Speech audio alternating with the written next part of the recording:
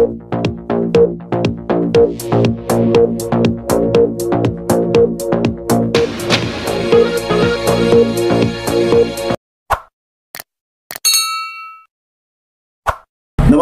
मी चिंतामणी सहस्रबुद्धे.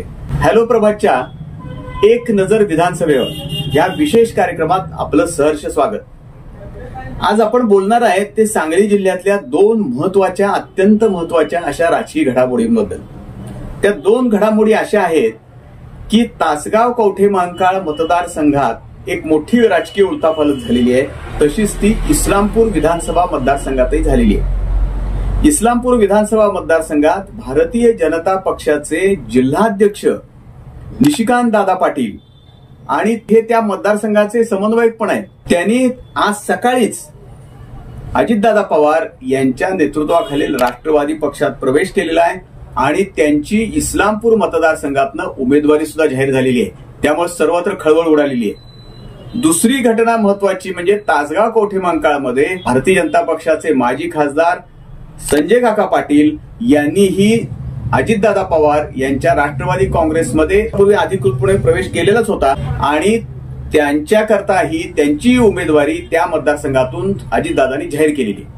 त्यामुळे आता या दोन मतदारसंघामध्ये राष्ट्रवादी विरुद्ध राष्ट्रवादी अशी लढत आपल्याला पाहायला मिळणार आहे. हा बदल कशामुळे झाला? भारतीय जनता पक्षाचे हे दोन मोठे नेते, गेली अनेक वर्ष 10-12 वर्ष भारतीय जनता पक्षात काम करत असलेले नेते, प्रबळ नेते, हे आज ह्या दोन्ही अजितदादांच्या पक्षामध्ये का गेले असतील तर जागा वाटप हा सगळ्यात महत्वाचा मुद्दा होता.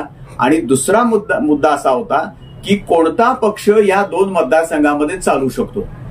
तर असा एक अंदाज व्यक्त करण्यात आला. राजकीय निरीक्षकांकडून सुद्धा अंदाज व्यक्त केला. कदाचित अजितदादांच्या राष्ट्रवादी काँग्रेसने काही आढावा घेतला असेल किंवा संजय काका पाटील आणि निशिकांत दादा पाटील यांनी काही आढावा घेतला असेल की इस्लामपूर आणि तासगाव कवठे महांकाळ या दोन्ही मतदारसंघामध्ये भारतीय जनता पक्षापेक्षा सुद्धा भारतीय जनता पक्ष प्रणित महायुतीमधला अजितदादा पवार यांचा राष्ट्रवादी काँग्रेस पक्ष अधिक चालू शकतो असा एक अंदाज व्यक्त झाला असावा आणि म्हणूनच ह्या दोन्ही जागा अजितदादा पवार गटाकडे देण्यात आलेल्या आहेत. भारतीय जनता पक्षाला त्या दोन्ही मतदारसंघामध्ये काही मर्यादा येत आहेत असं कदाचित वाटलं असावं. आपल्याला माहित नाही नेमकं काय झालंय ते, परंतु त्यामुळं संजय काका पाटील यांनी आता हातात घड्याळ बांधलेला आहे आणि दुसरीकडे निशिकांत दादा पाटील यांनी सुद्धा हातामध्ये घड्याळ बांधलेला आहे.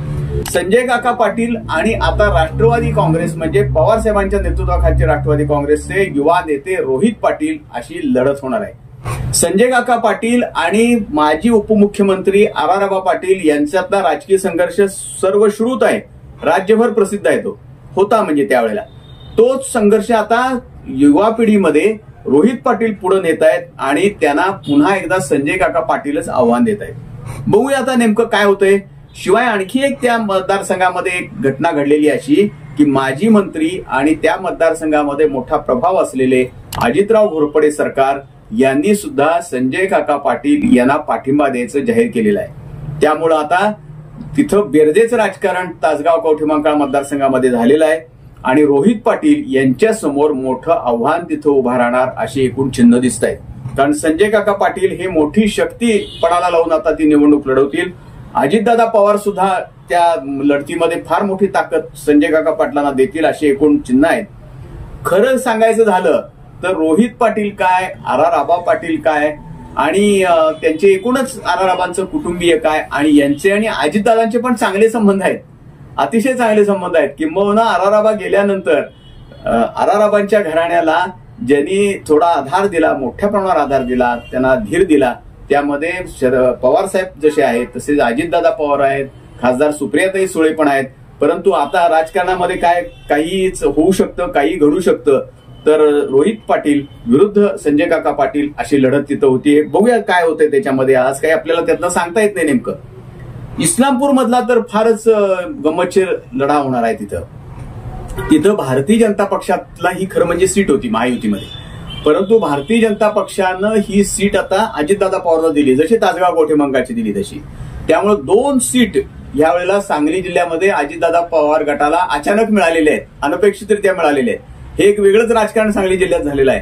आणि गेल्या वेळेलाच खरं म्हणजे निशिकांत दादा पाटील 19च्या निवडणुकीमध्येच मैदानात उतरणार होते, परंतु भारतीय जनता पक्षातल्या अंतर्गत राजकारणामुळे त्यांचा पत्ता कट करण्यात आला आणि तिथं शिवसेनेला ती सीट गेली आणि साहजिकच मतांची विभागणी झाली निशिकांतदादा पाटील आणि शिवसेनेचा उमेदवार यांची, आणि जयंत पाटलांना म्हणजे राष्ट्रवादीचे प्रदेशाध्यक्ष यांना फारच मोठी तिथं लीड मिळालं त्या मतदारसंघामध्ये. आता यावेळेला मात्र सर्वांना यांच्या पाठीची ताकद आपली उभी करावी लागेल.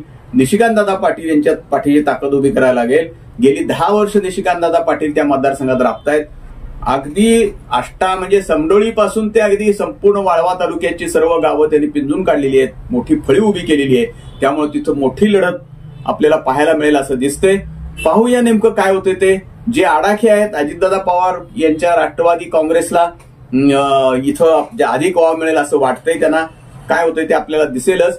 पण एक निश्चित आहे की अजितदादा पवार आणि जयंतराव पाटील यांच्यातला राष्ट्रवादीतला अखंड राष्ट्रवादीतला जो संघर्ष होता तो राष्ट्रवादी फुटल्यानंतर सुद्धा चालू आहे आणि त्या संघर्षाचं एकूणच आता वारं सगळं आपल्या सांगली जिल्ह्यातही आले असं दिसतंय.